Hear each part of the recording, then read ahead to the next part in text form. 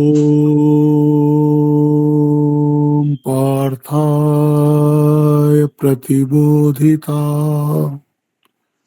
भगवतां नारायणेन स्वयं व्यासेन ग्रथितां पुराणमुनिना मध्ये महाभारतम् अद्वैतामृतवर्षिणीं भगवतीम् अष्टादशाध्यायिनीम् अम्ब त्वामनुसन्दधामि भगवद्गीते भवद्वेषिणीम् वसुदेवसुतं देवं कंसचाणूरमर्दनम् देवकी परमानन्दम् कृष्णं वन्दे जगद्गुरुम् मूकं करोति वाचालं पङ्गुं लङ्घयते गिरिं यत्कृपातमहं वन्दे परमानन्दमाधवम्। আমরা ভগবত গীতার চতুর্থ অধ্যায়ের প্রায় শেষের দিকে এসে গেছি। অনেকগুলো টপিক এই অধ্যায়টা কভার করেছে, যেরকম অবতার তত্ত্ব কভার করেছে, পুনর্জন্ম কভার করেছে, বর্ণাশ্রম ধর্ম কভার করেছে, কত রকমের যজ্ঞ হয় তা কভার করেছে। 11 রকমের যজ্ঞ বলে শেষ বলছেন শ্রেয়ান দ্রব্যময়াত যজ্ঞাত জ্ঞান যজ্ঞ পরন্তপা। বলছে দ্রব্যময় যজ্ঞ থেকে, যজ্ঞ মানে তো দ্রব্যময়ই হবে, যে কোনো কিছু আমরা যজ্ঞ করতে যাই, যজ্ঞ ক্রিয়া করতে চাই, তাহলে কি দ্রব্যই তো চাই। কোথাও ঘি ডালে, কোথাও ধান দেয়, এরকম করে নানান রকম তার সরঞ্জাম থাকে। বলতে শ্রেয়ান দ্রব্যময়াত যজ্ঞাত জ্ঞান যজ্ঞাত পরন্তপা। বলছে দ্রব্যময় যজ্ঞর থেকে জ্ঞান যজ্ঞ সবসময় শ্রেয়। এটা একটা খুব ইম্পর্টেন্ট স্টেটমেন্ট। তার মানে কি, এই যে যজ্ঞ করা হয়, হোম করা হয়, এটা যখন এর থেকে যখন জ্ঞান যজ্ঞ শ্রেয়, তাহলে আমরা জ্ঞান যজ্ঞই করবো, দ্রব্যময় যজ্ঞ করবো না। এটা ঠিক, এটার মানে নয়। এর মানে হচ্ছে এর থেকে এইটা ভালো। দ্রব্যময় যজ্ঞ অবশ্যই ভালো, দ্রব্যময় যজ্ঞের নিজের ফল আছে, কিন্তু সেই আপনি যে কিছু কর্ম করছেন, সে কর্মটার আলটিমেট এম কি। যেরকম আপনি যদি বেদে দেখেন, বেদের একটা হচ্ছে কর্মকাণ্ড, একটা হচ্ছে জ্ঞানকাণ্ড। কর্মকাণ্ডে ওরা বলে যে মানুষের জীবনের উদ্দেশ্য হচ্ছে হায়ার লোকে যাওয়া, স্বর্গাদিতে যাওয়া হচ্ছে কি বলে মানুষের জীবনের উদ্দেশ্য। আবার সেই বেদেরই যখন জ্ঞান কাণ্ড আসে, সেখানে বলছে মানুষের জীবনের উদ্দেশ্য হচ্ছে ব্রহ্মজ্ঞান লাভ করা। এই জন্যে এটাও বেদের অঙ্গ, ওটাও বেদের অঙ্গ, কিন্তু সবার তো অধিকারী এক নয়। এই জন্য এইটা বুঝতে হবে যে কর্মকাণ্ডটা ভালো হলেও এটা যদি জ্ঞান কাণ্ডে পর্যবসিত না হয়, যদি কর্মকাণ্ড আমাদেরকে জ্ঞানের দিকে না নিয়ে যায়, তবে কর্মকাণ্ডের কোনো মানে নেই। একটা মানুষ যদি সারা জীবন এইসব করলো, কিন্তু তার এই মনের মধ্যে আসলো না যে আমার স্বরূপ কি, আমি এই পৃথিবীতে কেন এসেছিলাম, এইগুলো, যে এই প্রশ্নগুলো যদি ওর মনে না আসে, শুধু কর্মই করে গেল, তো কর্মের নিজের ফল পাবেই। কর্ম যখনই ফল পুরো হবে, আবার তোমাকে আসতে হবে, আবার কর্ম করতে হবে। এই জন্য এই প্রশ্নটা মনে আসতেই হবে যে আমার কর্মের উদ্দেশ্য হচ্ছে কিন্তু এমন একটা অবস্থায় উপনীত হওয়া যেখানে আমি জীবনের বেসিক কোয়েশ্চেন গুলোকে অ্যাড্রেস করতে পারি। এইটা হচ্ছে সবচেয়ে যে সমস্ত সর্বকর্মা অখিলম পার্থ জ্ঞানে পরিসমাপ্যতে, এটাই বলছে না, শ্রেয়ান দ্রব্যময়াত যজ্ঞাত জ্ঞান যজ্ঞ পরন্তপা। দ্রব্যময় যজ্ঞর থেকে জ্ঞান যজ্ঞটা হচ্ছে শ্রেয়। কেন বলছে শ্রেয়? এটা আপনাকে ইনফাইনাইট এক্সিস্টেন্স দেয়, আসা যাওয়ার সব বন্ধ হয়ে যায়, আপনি আপনার স্বরূপে স্থিত হয়ে যান। আপনার যত জীবনের বেসিক কোয়েশ্চেন সব ওখানে গিয়ে বলছে না, বিদ্যতে বিদ্যতে হৃদয় গ্রন্থি ছিদ্যন্তে সর্ব সংশয়া ছিয়ন্ত চাস্য কর্মাণি তস্মিন দৃষ্টে বরাবরে। সব হৃদয়ের গ্রন্থিগুলো ছিঁড়ে যাবে। হ্যাঁ, হৃদয়ে বিদ্যতে হৃদয় গ্রন্থি ছিয়ন্তে, সমস্ত সংশয় চলে যাবে, সমস্ত কর্ম চলে যাবে, আর যখন তুমি সেই পরব্রহ্মের কে লাভ করতে পারবে। তো এই জন্য সমস্ত কর্মের উদ্দেশ্য হচ্ছে এই জ্ঞান। যেখানে যে কর্মই মানুষটা করুক না কেন, তাকে এইটা বুঝতে হবে এই কর্মের উদ্দেশ্য হচ্ছে, যেমন ঠাকুর বলছেন যে জীবনের উদ্দেশ্য হচ্ছে ভগবান লাভ। ভগবান লাভের যদি উদ্দেশ্য মনের মধ্যে না থাকে, তাহলে কর্মটার কোনো মানে দাঁড়ায় না, কোনো মানে দাঁড়ায় না, কোনো ওই সবটা মিনিংলেস মনে হবে এক সময়, যে কেন এগুলো করলাম। কিন্তু এর পেছনে যদি এই উদ্দেশ্যটা থাকে, আর ভগবানে ভালোবাসা হতে হবে, ভগবানকে লাভ করতে হবে, আমি ভগবানের সেই সম্বন্ধটা যেন আমার মনের মধ্যে দৃঢ়ভাবে বসে যায়, সেরম করতে হবে। এরম যদি না করি, শুধু কর্মচক্রে ঘুরে ঘুরে ঘুরে ঘুরে কোনো লাভ নেই। এই জন্য এই শ্লোকটায় বলছেন শ্রেয়ান দ্রব্যময়াদ যজ্ঞ জ্ঞান যজ্ঞ পরন্তপ। এই দ্রব্যময় যজ্ঞর থেকে জ্ঞান যজ্ঞটা শ্রেয়। কেন? সর্বা কর্মা অখিলম পার্থ, যত রকমের কর্ম আছে, অখিল কর্ম মানে পৃথিবীতে যত রকমের করেছে না, তার পরিসমাপ্তি কোথায়? জ্ঞানে পরিসমাপ্যতে। কর্ম করতে করতে করতে করতে একদিন আপনি জেনে যাবেন আপনি আত্মা, আপনি অক্রিয়, আপনার মধ্যে কোনো কর্ম নেই। সেইখানে গিয়ে শান্তি হবে, সেই অবধি চলবে। এই জন্য বলছে যে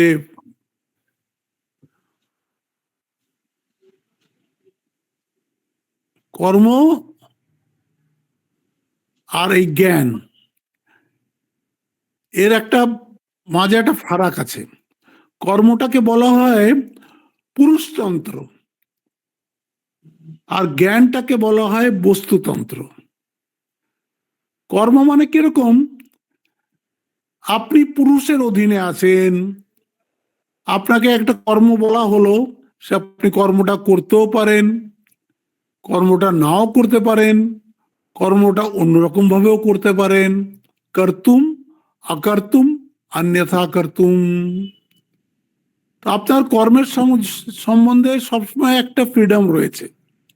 আপনি কি কাজ করবেন, সেই কাজটা করবেন কি করবেন না, বা সেই কাজটা অন্যরকম করবেন, সেটা আপনার একটা ফ্রিডম রয়েছে। জ্ঞানে কিন্তু এরকম না। জ্ঞান হচ্ছে বস্তুতন্ত্র। সামনে যদি একটা ঘোড়া দাঁড়িয়ে আছে, আপনি ওটাকে ঘোড়াই দেখতে হবে, আপনি ওটাকে অন্যথা দেখতে পারবেন না, আপনাকে ঘোড়াই দেখতে হবে। আপনার সামনে যদি একটা গরু দাঁড়িয়ে আছে, আপনি তাকে গরুই দেখবেন। যদি আপনি গরুকে গরু না দেখে বলছেন না আমি এখানটা সিংহকে দেখবো, আমি এখানে গরু দেখবো, তাহলে সেটা কর্ম হয়ে যাবে, সেটা আর জ্ঞান থাকবে না। এই জন্য জ্ঞান হচ্ছে বস্তুতন্ত্র, আর কর্ম হচ্ছে পুরুষতন্ত্র, পুরুষের অধীনে কর্ম, আর জ্ঞান হচ্ছে বস্তুর অধীনে জ্ঞান। এই জন্যে এই যে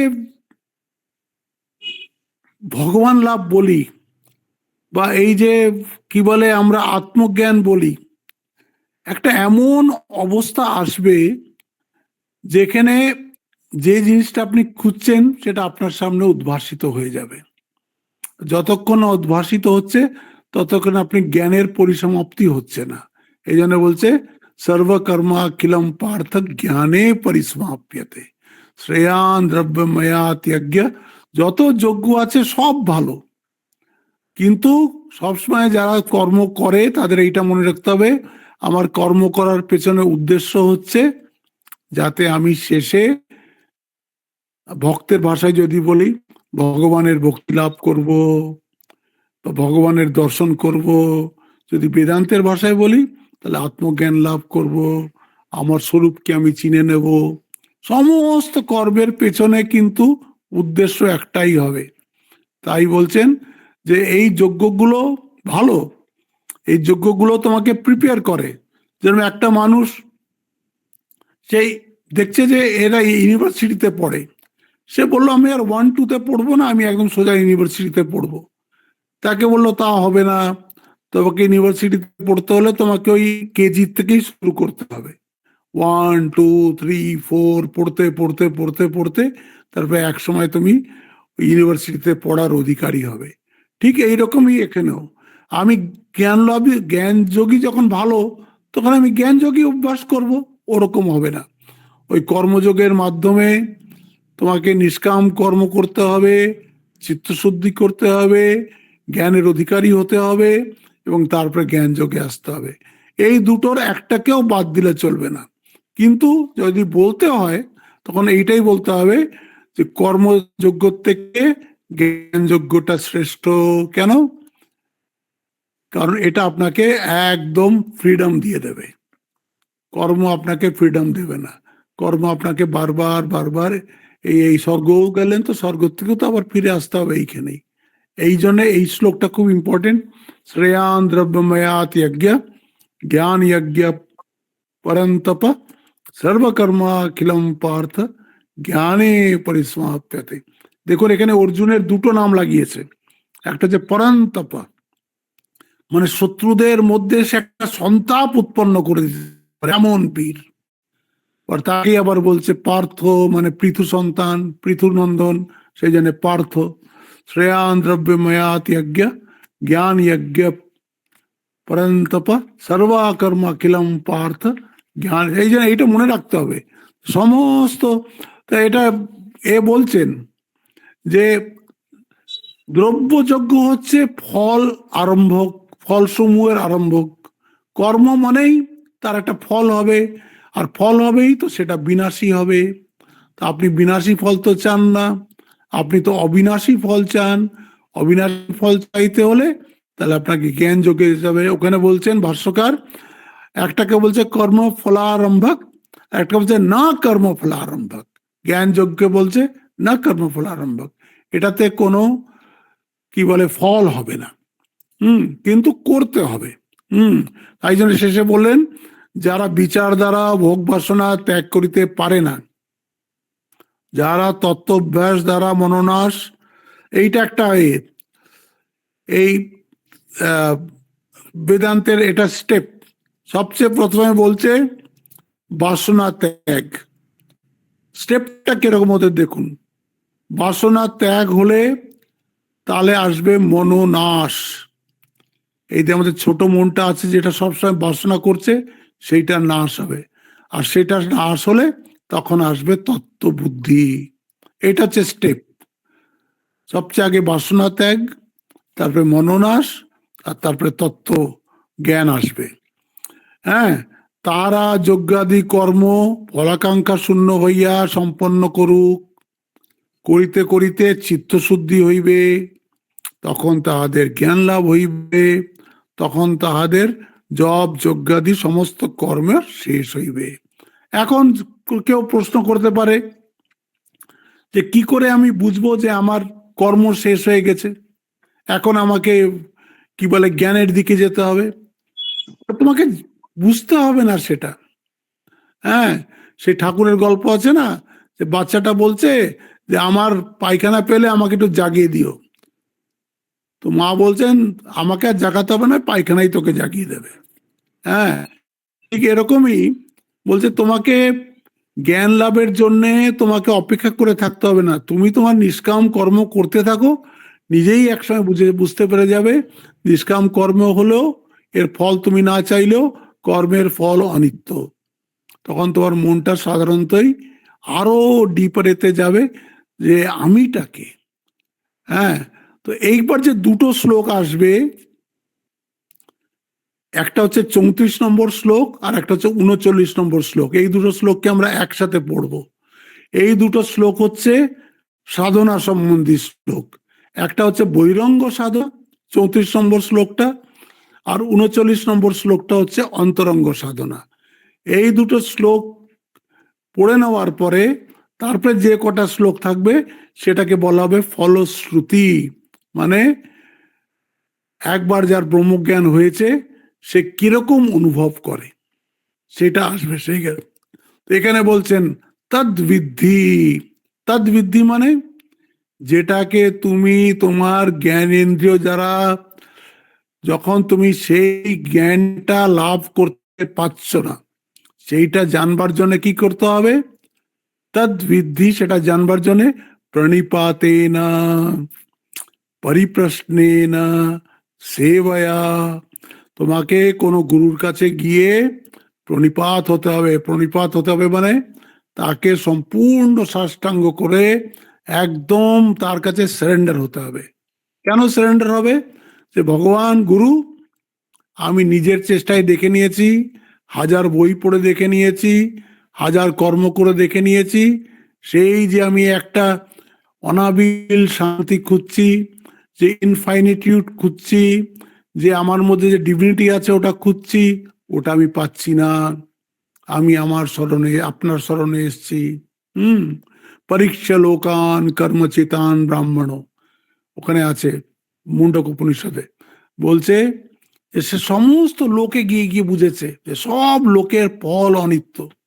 যেখানে যত বেশি প্লেজার সেই লোকে তুমি যাও না কেন, কিন্তু কর্ম ফল শেষ হলেই তোমাকে আবার ফিরে আসতে হয়।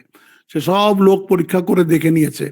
পরীক্ষা লোকান কর্মচিতান ব্রাহ্মণ নির্বেদ মায়া আকৃতাকৃতে না, নির্বেদ অবস্থা এটা কর্ম দ্বারা পাওয়া যায় না, তার জন্য অক্রিয় হতে হয়।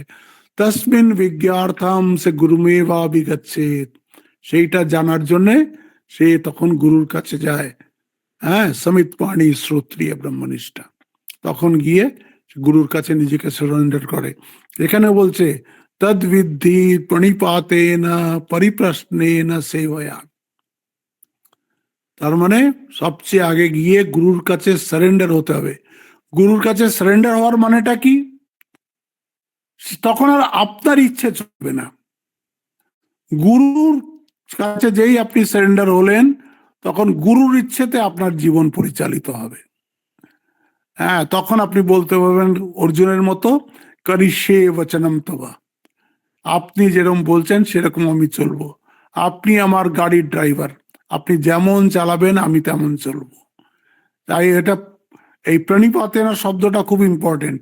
প্রণিপাত মানে ফিজিক্যাল সাষ্টাঙ্গ দিলাম সেটা নয়, একদম তার আজ্ঞাকারী হয়ে যাওয়া। যেমন বলবেন তেমন আমি করব, আমার নিজের কোনো ইচ্ছা থাকবে না। গিরিশ ঘোষের হয়েছিল, গিরিশ ঘোষ তো ওই পাওয়ার অফ অ্যাটর্নি দিয়ে দিয়েছে ঠাকুরকে যে তুমি আমার হয়ে করো সব, পাওয়ার অফ অ্যাটর্নি দিয়ে খুব খুশি। তারপর গিরিশ একদিন বলছে আমার ইচ্ছা এরম এরম করার। ঠাকুর বলছেন ওটা কি রে, তুই না আমাকে সব দিয়ে দিয়েছিস, চাপরাস দিয়ে দিয়েছিস, তুই তো বলতে পারিস না যে তুই করবি। তখন গিরিশ বুঝলো যে এই চাপরাস দেওয়াটা কত কঠিন, কত কঠিন। একটা নিঃশ্বাসও সে নিজের ইচ্ছে নিতে পারে না, সব ভগবানের নিতে হয়। প্রণিপাত মানে হচ্ছে গুরুর আজ্ঞাকে যথাযথ পালন করা। তো আমাদের গুরুর আজ্ঞা মানে ঠাকুর। ঠাকুর যা বলে গেছেন এই কথামৃততে বলে গেছেন, মায়ের কথায় মা বলে গেছেন, স্বামীজি বলে গেছেন, এরা হচ্ছে আমাদের গুরু। তার কথা আমাদেরকে একেবারে অক্ষর অক্ষর পালন করতে হবে। তারা একটাও কথা এমন বলেননি যেটাতে আমাদের কোনো অকল্যাণ হয়। এই সব ঠাকুর মা স্বামীজির কথা আমাদেরকে ক্রমশ ঠাকুরের দিকেই নিয়ে যাবে। তো সেটা আমাদের কাছে একটা গাইডিং লাইট। তাই বলছে তদ্বিদ্ধি প্রণিপাতে না। তারপরে বলছে পরিপ্রশ্নে না আছে, পরিপ্রশ্নেরা পরে আসবে। তারপরে হবে সেবায়া, তাকে সেবা করতে হবে, তাকে সেবা করতে হবে। আমার একজন মহারাজের কথা মনে আছে, সে মহারাজ এখন মারা গেছেন। সে বলছে তার খুব ইচ্ছে ছিল সে গুরুর সেবা করবেন। তার গুরু ছিলেন আমাদের নবম প্রেসিডেন্ট মহারাজ মাধবানন্দজি।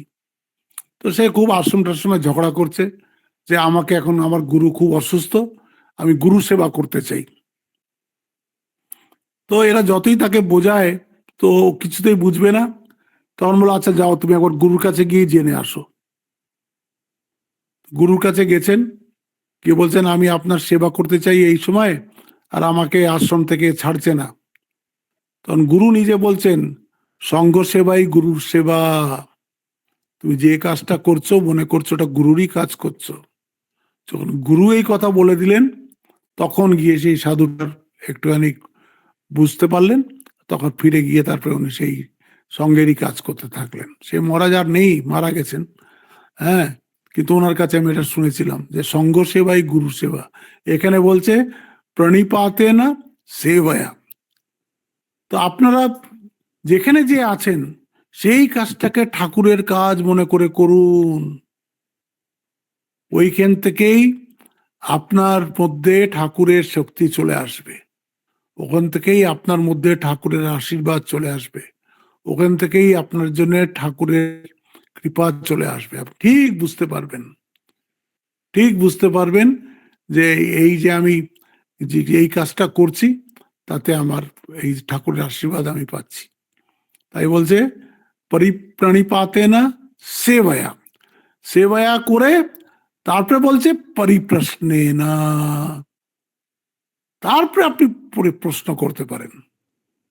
তারপরে আপনার যা যত আপনার ভেতর প্রশ্ন আছে তারপরে আপনি করতে পারছেন।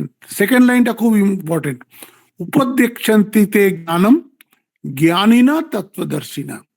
কার গুরু কে হবে, কিনি কে জ্ঞান দেবেন? জ্ঞানীনা তত্ত্বদর্শিনা। জ্ঞানীনা মানে তিনি শাস্ত্রজ্ঞ হতে হবে। জ্ঞানী মানে হচ্ছে শাস্ত্রজ্ঞ।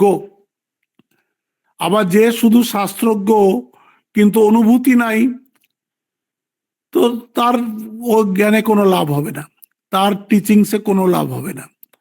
আমাদের এক মহারাজ এক গল্প শুনিয়েছিলেন যে একটা দ্বীপে দ্বীপের লোকরা গরুর কথা শুনেছে যে গরু দুধ দেয়, সেই দুধ খেয়ে মানুষ হৃষ্টপুষ্ট হয়। তো একটা মানুষ কোন রকমে মেনল্যান্ড থেকে সেই দ্বীপে পৌঁছে গেছে। এরা সবাই তাকে ঘিরে জিজ্ঞেস করছে যে তোমাদের দেশে গরু আছে? বলে হ্যাঁ গরু আছে।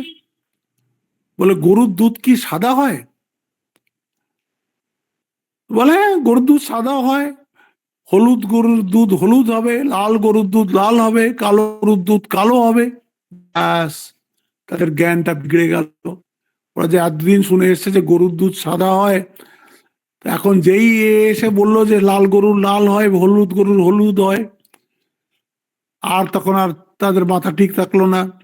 এই জন্য বলছে যে গরুর দুধ খেয়ে হৃষ্টপুষ্ট হয়েছে সে যেরকম বর্ণনা করতে পারবে যে গরুর কথা শুনেছে কি শুধু গরুকে দেখেছে, তার বর্ণনা ঠিক হবে না।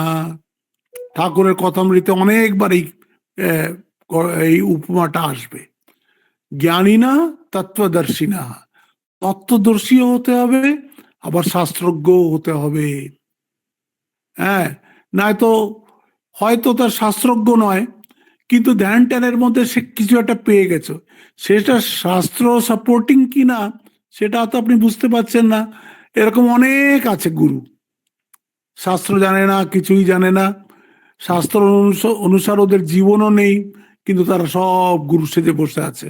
এরকম গুরুর অভাব নেই দেশে, বহু বহু গুরু আছে। হ্যাঁ, এই জন্য ভাগবতে আসবে, ভাগবতে আমরা পড়িও সেই শ্লোকটা, যে গুরু কেমন হওয়া উচিত। তো এই দুটো জ্ঞান, এই দুটো ক্যারেক্টারিস্টিক তো গুরুর মধ্যে থাকাই উচিত। শাস্ত্রজ্ঞ হবে, আবার তত্ত্বদর্শী হবে। তিনি যখন উপদেশ করবেন তখন আপনি বুঝবেন যে তার উপদেশ ঠিক ঠিক হচ্ছে। কেন? তিনি শাস্ত্র অনুসারে জীবনও যাপন করেছেন, আবার তিনি অনুভূতিও হয়েছে তার। হ্যাঁ, এটাকে বলে অপরোক্ষ অনুভূতি।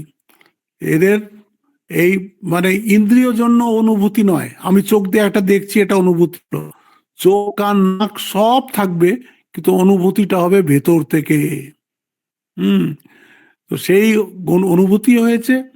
আছে শাস্ত্রজ্ঞ, এরকম মানুষের কাছে, এরকম গুরুর কাছে জ্ঞান নিতে হবে। এখন আপনি চলে যান, কারা নেবে এটা তো হলো। বলছে এখানে দেখছে যে কোন প্রকার শিষ্য জ্ঞানের পাত্র। বলছে কৃতকার্যম। হ্যাঁ, কৃতকার্যম মানে সমস্ত কর্ম করিয়া আসিয়াছে, নিরাকাঙ্ক্ষা, তার কোন আকাঙ্ক্ষা নাই, প্রাঞ্জলি পুরতস্থিতম, হ্যাঁ, সামনে অঞ্জলিবদ্ধ হয়ে দাঁড়িয়ে রয়েছে জ্ঞানের জন্যে। হ্যাঁ, জ্ঞানের অপেক্ষায় দাঁড়িয়ে রয়েছে, জ্ঞান অপেক্ষাত। এই রকম শিষ্য হতে হবে। তার কোনো কর্ম বাকি নেই, সব কর্ম করে এসছে। সে ঠাকুরের গল্প আছে না, সে ঘর থেকে কিছু কাজ না পেয়ে চলে গেছে কাশী, কাশে গিয়ে সাধু হয়ে গেছে। তারপরে কিছুদিন পরে একটা চিঠি লিখছে যে আমার এখানে একটা কর্ম হয়েছে, আমি শিগগিরই বাড়ি আসছি। ওরকম হলে হবে না। হ্যাঁ, একদম ভগবানকে চায়, সে ভগবানকে চায়, সে আর এদিক ওদিক তাকাবে না। তখন বলছে কৃতকার্যম নিরাকাঙ্ক্ষাম প্রাঞ্জলিম পুরতস্থিতম জ্ঞানাপেক্ষম, এরকম শিষ্য হতে হবে।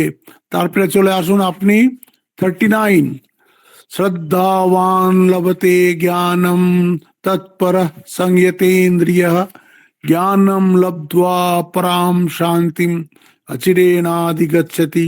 দ্বিতীয় লাইনটা ফলশ্রুতিতে আসবে। এই এটা ওপরের লাইনটা, এটা হচ্ছে অন্ত সাধনা। ওইখানে ছিল বৈরঙ্গ সাধনা, তদ্বিদ্ধি প্রণিপ্রাতেন পরিপ্রশ্নেন সেবয়া উপদেক্ষন্তিতে গ্রাম জ্ঞানম জ্ঞানীনা তত্ত্বদর্শিনা। এখানে আসছে শ্রদ্ধাবান লভতে জ্ঞানম। বলছে এর মধ্যে এই তিনটে গুণ থাকতেই হবে। তার মধ্যে একটা কি সবচেয়ে ইম্পর্টেন্ট? শ্রদ্ধা। স্বামীজি কিন্তু এই শ্রদ্ধা শব্দটার উপরে ভীষণ জোর দিয়েছেন। কিন্তু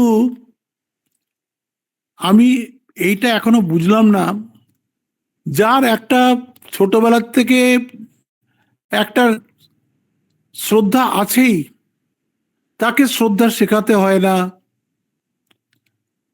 আর যার মধ্যে সেই শ্রদ্ধাটা নেই তাকে আপনি কি করে শেখাবেন? এটা আমারও একটা কনফিউশন আছে। তা আমি অনেক শাস্ত্র টাস্ত্র ঘেটে দেখেছি, ওরা বলছে শ্রদ্ধা কার থাকে? বলছে তার গত জন্মে তার অনেক পুণ্য অর্জন করা আছে, তবে তার শ্রদ্ধা থাকবে। এখন তো গত জন্মটা তো আমাদের হাতে নেই, সেটা তো হয়ে গেছে। তার দ্বিতীয় বলছে যারা সদাচার ব্রত পালন করে, যাদের আচার ব্যবহার সব খুব সৎ। তারপরে বলছে যাদের অহংকার খুব কম, যারা খুব মানে ভগবানের দিকে আকৃষ্ট, এরকম মানুষের শ্রদ্ধা থাকে। কিন্তু বলছে শ্রদ্ধাবান লভতে জ্ঞানম। এখন শ্রদ্ধাটা কি করে কাল্টিভেট করা যায়, এটার কোনো আমার কাছেও কোনো উত্তর নাই। তবে এইটা বুঝেছি এতদিনে, শ্রদ্ধা ছাড়া কিছুই হবে না। গীতার 17 নম্বর যে চ্যাপ্টার আসবে সেটার নামই হচ্ছে শ্রদ্ধা ত্রয় বিভাগ যোগ। ওখানে শ্রদ্ধার কথাই হয়েছে, আর ওখানে ভগবান নিজেই বলবেন ইয়ো ইয়ৎ শ্রদ্ধা সা এবসা। যার যেমন শ্রদ্ধা সেই মানুষটা সেই রকম। আমার যদি শ্রদ্ধা থাকে জগৎ সত্য, তাহলে আমি মানুষটা ওই রকমই। অনেকের হয়তো শ্রদ্ধা আছে যে জগৎটা মিথ্যা, দেখা যাচ্ছে কিন্তু নেই, সেই মানুষটা ওই রকম। এখন শ্রদ্ধাটা ইনকালকেট করা যায় কি করে, নিজের জীবনে আনা যায় কি করে? আপনাকে বলি, স্বামীজি বলছেন যে আমাদের আগে এই শ্রদ্ধা জিনিসটা আমাদের সনাতন ধর্মে বা আমাদের হিন্দু সমাজের মানুষের মধ্যে একটা সহজাত ছিল। বাবা বলে দিলেন সকালে সূর্যকে জল দিতে হবে, সব বাচ্চারা জল দিত। এই ঠাকুরকে প্রণাম করতে হবে, গুরুজনদের প্রণাম করতে হবে, সব করত। আপনি পুরনো লোকদের জিজ্ঞেস করে দেখুন, তারা সব নিজের মা বাবার যা বলে গেছেন সেই সব কথা তারা শুনেছে। তারা বলছে শ্রদ্ধা ছাড়া কিছু শেখাও যায় না। আপনি একটা বাচ্চাকে লিখলেন এটা এ, এটাকে বলে এ, তার যদি শ্রদ্ধাতেই তো শিখলো এটা এ, সে যদি কোনো অশ্রদ্ধা করে, এটা এ তুমি কি করে প্রমাণ করছো? এ তোমার বাবা, এ তোমার মা, বলে আমি তো বিশ্বাস করি না এটা আমার বাবা, এটা আমার মা। কি করে শেখাবেন? এই জন্য শ্রদ্ধাটা না হলে আমরা কিছু শিখতেও পারি না। এখন আমাদের এত পুরনো কালচার, এইভাবে আমাদের ফ্যামিলি সিস্টেম, এতে যে নতুন নতুন বাচ্চা আসছে, তাদেরকে যখন আপনি কিছু শেখান, ওরা কিন্তু শ্রদ্ধা দিয়েই শেখে। কিন্তু আমাদের এখন এডুকেশন সিস্টেমটা এত পলিউটেড হয়ে গেছে, হ্যাঁ, এই জন্যে আমরা কোনো জিনিসকে আর বিশ্বাস করি না, কোনো জিনিসই আর শিখতে চাই না, কোনো জিনিসটা যে একটা সত্য এইভাবে আমরা ধরিই না। এই শ্রদ্ধার অভাবে পুরো জেনারেশনগুলো নষ্ট হয়ে যাচ্ছে। এখন একটা গুরুজন কাছে এক্সপিরিয়েন্স আছে, একটা ছোট বাচ্চার কাছে এনার্জি আছে। এখন যদিও গুরুজনের কথা শোনে, তাহলে তার এনার্জিটা ঠিক লাইনে চ্যানেলাইজ হয়। সে যদি বলে দেখো এটা পড়াশুনো করার সময়, এখন অন্য কিছু করে সময়টাকে নষ্ট করো না, পরে এসব করার সময় পাবে, সে বাচ্চাটা যদি শ্রদ্ধার সঙ্গে এটা শোনে, তাহলে তার এই শক্তিটা চ্যানেলাইজ হবে। আর যদি সে না শোনে, তাহলে তার শক্তিটা নষ্ট হবে। এত শক্তি যেটার মধ্যে ছিল, এনার্জি যেটা ছিল, সেটা কনস্ট্রাকটিভ এতে লাগলো না, ফিল্ডে লাগলো না, ডিস্ট্রাকটিভ ফিল্ডে লাগলো, যেটা আজকে হচ্ছে। প্রত্যেক সিগারেট প্যাকেটের উপর লেখা আছে smoking cigarette is injurious to health. একদম মেয়েরাও খাচ্ছে, চিন্তা করুন আপনি। পুরুষরা তো খেতই, আর মেয়েরাও খাচ্ছে। ওই প্যাকেটের ওপরে লেখা আছে smoking cigarette is injurious to health, drinking liquor is injurious to health, খাচ্ছে। শ্রদ্ধা নষ্ট হয়ে গেছে, অহংকারটা এত বাড়িয়ে ফেলেছে যে ওখানে আর শ্রদ্ধা ঢুকতেই পারছে না। এই যে একটা জেনারেশন থেকে আরেকটা জেনারেশনে যে নলেজটা ট্রান্সফার হবে, এই ট্রান্সফার হওয়ার একমাত্র মিডিয়াম হচ্ছে শ্রদ্ধা। শ্রদ্ধা ছাড়া কিচ্ছু শেখা যায় না। আপনি যদি টিচার হন, আপনার ছাত্রদের যদি আপনার প্রতি শ্রদ্ধা না থাকে, আপনি যত ভালো পড়ান সে শিখবে না। আপনি একটা ডাক্তারের কাছে যাচ্ছেন, যদি আপনার ডাক্তারের প্রতি শ্রদ্ধা না থাকে, ও যাই ওষুধ দিক ওটা আপনার কাজে লাগবে না, শ্রদ্ধা নাই। শ্রদ্ধা হচ্ছে একটা এত বড় শক্তি যে it can move mountains. Swamiji এই জন্য চেয়েছিলেন আমাদের ভারতীয়দের মধ্যে, বিশেষ করে যুব সমাজের মধ্যে, যেন শ্রদ্ধা জিনিসটা আবার ফিরে আসে।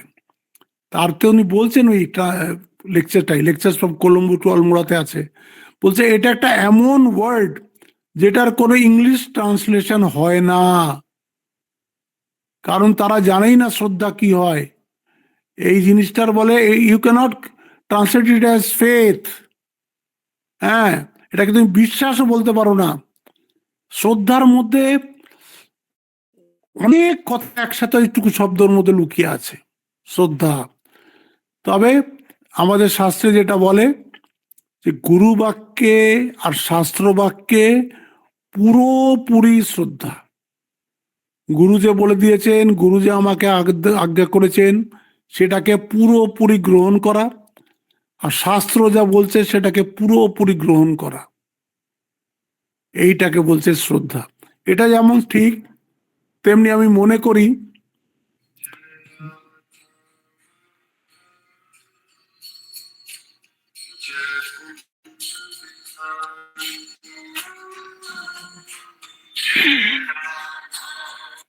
হ্যাঁ, একটা ফোন এসে গেছিল। তো শ্রদ্ধা বলছে শ্রদ্ধাবান লভতে জ্ঞানম, মানে জ্ঞান লাভ করার জন্য প্রথম সিঁড়ি হচ্ছে শ্রদ্ধা। শ্রদ্ধা ছাড়া হবে না, শুধু শ্রদ্ধা। তারপরে বলছে তৎপরা। তৎপরা মানে সব সময় গুরু আজ্ঞা পালন করার জন্য সে তৎপর, হি ইজ অ্যাক্টিভ, অলস নয়। হ্যাঁ, ঠিক আছে, আমার মধ্যে শ্রদ্ধা আছে কিন্তু শুয়েই আছি, সেরকম না, তৎপর হতে হবে। তো একটা হচ্ছে শ্রদ্ধাবান লভতে জ্ঞানম তৎপরা, তার মানে he must be up and doing. সে সব সময় গুরুর আজ্ঞা পালন করার জন্যে, গুরুর নির্দেশ পালন করার জন্যে সে একদম তৎপর। তারপরে বলছে কি সংযতেন্দ্রিয়, তার মানে তার ইন্দ্রিয়গুলো সব সংযত থাকবে, সব যেন তার কন্ট্রোলের মধ্যে থাকে। একটা মানুষের ইন্দ্রিয় যদি কন্ট্রোলের মধ্যে থাকে, তাহলে তার এনার্জিটা তো বাইরে যেতে পারে না।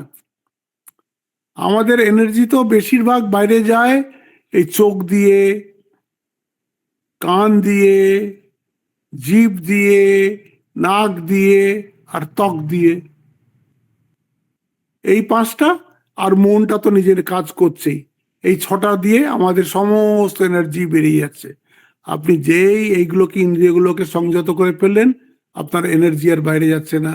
এই জন্য বলছে শ্রদ্ধাবান লভতে জ্ঞানম তৎপর সংযতেন্দ্রিয়া।